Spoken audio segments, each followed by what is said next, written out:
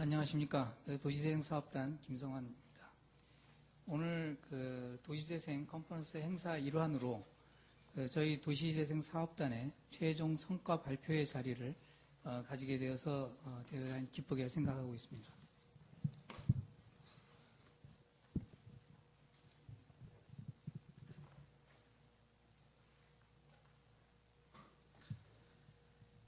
처음 저희 도시재생 사업단이 시작한 2006년도에는 2014년도까지의 그런 과정이 상당히 멀게 느껴졌는데요. 벌써 마무리를 할 시점에 와 있습니다. 이번에 최종 이제 성과 발표회를 하게 됐는데요. 이를 준비하면서 사업단이 처음 시작되었던 때부터 이제 쭉 되짚어 보니까 정말 많은 기관 그리고 수많은 전문가분들께서 저희 사업단을 위해서 많이 애써주신 점을 새삼 다시 느끼게 되었습니다.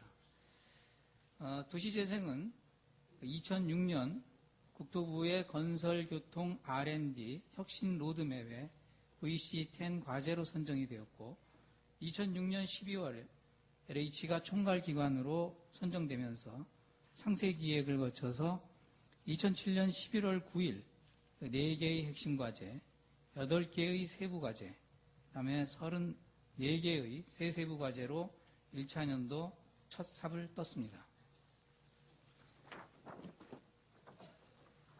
처음 시작할 당시에는 도시재생 연구의 주 초점은 근린재생에 맞춰져 있지는 않았습니다. 지금 저기 그림을 보면은 왼쪽 아래에 있는 그림이 입체복합개발 사업의 어떤 모형의 컨셉이 되겠는데요.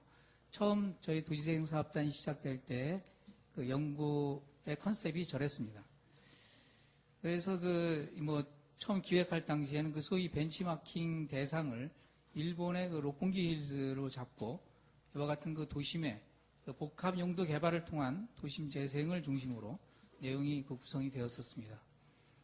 그러나 2008년 기점으로 경제 성장 속도가 이제 대폭 늦어지면서 도시재생의 방향을 대규모의 도심 복합 재생에서 근린 지역, 즉 주거지하고 골목 상권이 묶여 있는 그런 공동체 활성화로 방향이 좀 전환이 됐습니다. 물론 입체 복합 개발도 포함이 됐었습니다만은 이렇게 지역 공동체에 의한 자력 수복형 도시 재생, 즉 근린 재생에 초점을 새롭게 맞추어서 진행하게 되었습니다. 이 사업단은 여러모로 우리 모두에게 정말로 모험적인 면이 참 많았다고 생각합니다. 특히 사업화를 목표로 하는 사업단에서 인문사회과학 분야의 R&D를 다룬다는 일은 결코 쉬운 일이 아니었습니다. 경험해보지 않았던 부분이라 여러 방면으로 공격도 많이 받았고 결과를 선뜻 예측하기 어려워서 연구자나 관리자, 시행자 모두에게 정말 조심스러운 도전이 아니었나 생각합니다. 사업단이라는 R&D 모델을 처음으로 시도하면서 그 모델 중에서도 또 저희 사업단이 선두에 있었다는 것, 그것도 하나의 큰 어려움이었습니다. 우리가 롤 모델로 삼을 수 있는 사업단도 거의 없었고 여러 시행착오를 직접 부딪히며 해결해 나가야만 하는 경우가 상당히 많았습니다. 그러나 사업단을 운영하면서 가장 힘들었던 점 중에 하나가 바로 이 거대한 연구 조직을 총괄하는 것이었습니다. 2차년도에 가장 많은 연구 과제를 수행했었는데요. 이때 동시에 84개를 수행하였습니다. 가지 많은 나무 바람 잘 날 없다는 그런 속담처럼 정말이지 우리 사업단 안팎으로 겪어야 했던 많은 일들, 여기 자리하고 계시는 연구진들만 알고 계시는 그런 일들이 상당히 많다고 생각합니다. 사업단의 연구 성과는 크게 기반 구축, 근린재생, 녹색재생, 복합 용도 재생 등 크게 4가지로 이제 구분을 할 수가 있습니다. 기반 구축 분야의 주요 연구 성과는 우리나라의 하나 빠졌네.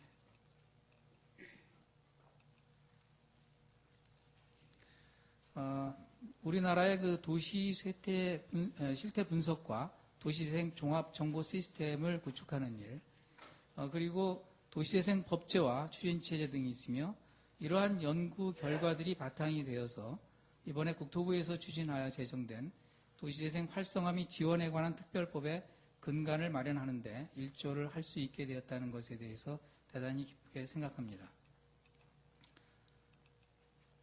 다음으로는 근린재생연구는 근린재생 추진에 필요한 그런 전략들, 그리고 상가와 주거지의 재생기법, 주거지 재생 모델 등이 있으며 창원과 전주에서 시행된 테스트베드 사업의 그 내용이 반영이 되어서 실행되고 있습니다.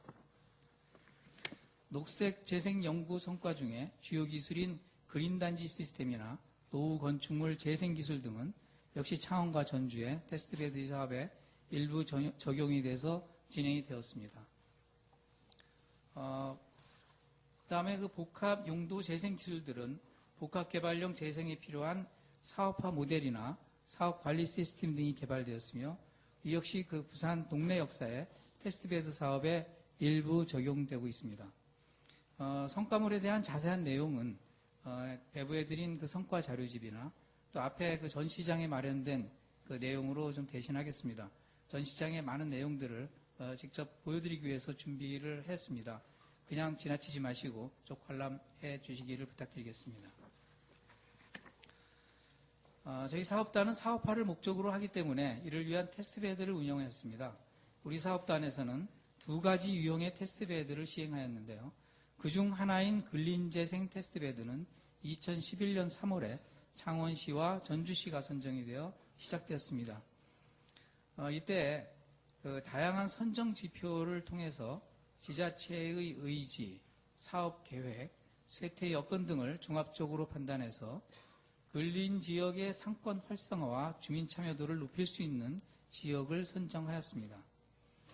제 발표가 끝나고 곧바로 창원시와 전주시의 테스트베드 연구 책임자분들께서 전체적인 내용을 발표해 주시고 또 오후 세션에서는 각 지역별로 좀 더 구체적이고 세부적인 경험담을 전달해 드릴 것입니다.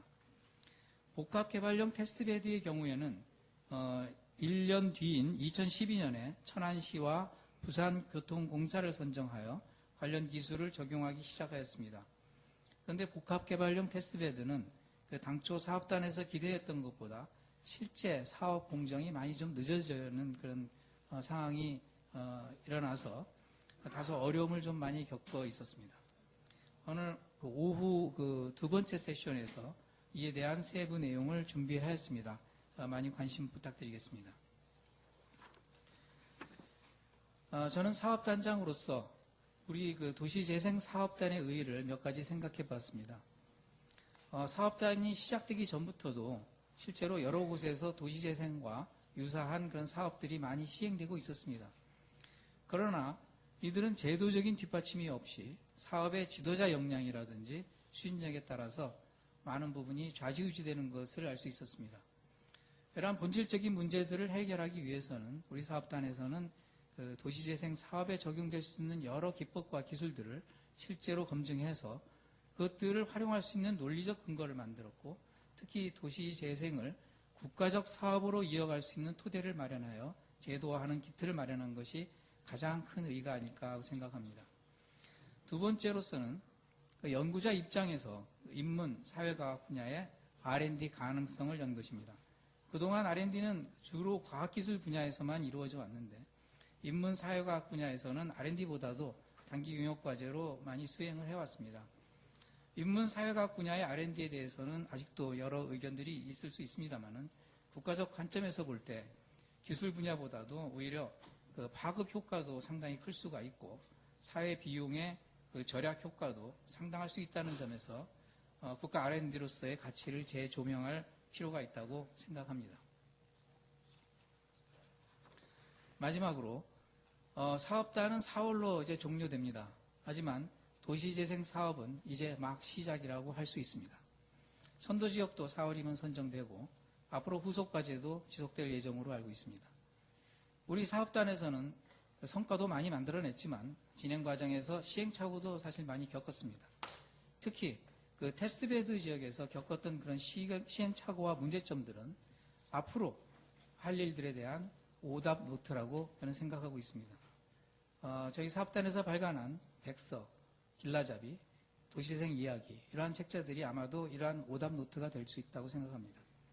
특히 앞으로 도시재생 사업을 실제로 담당하시거나 참여하실 지자체 공무원분들과 주민분들의 적극적인 참여와 인식 변화가 향후 우리나라의 그 도시재생 패러다임 정착에 큰 역할을 하리라 생각합니다. 이제 제 발표는 이제 법정 스님의 말씀으로 좀 마무리하고자 합니다. 아름다운 마무리는 끝이 아니라 새로운 시작이다. 저는 이 말씀에서 우리 사업단위 종료가 끝이 아니라 도시재생의 새로운 시작을 말한다고 생각하고 싶습니다.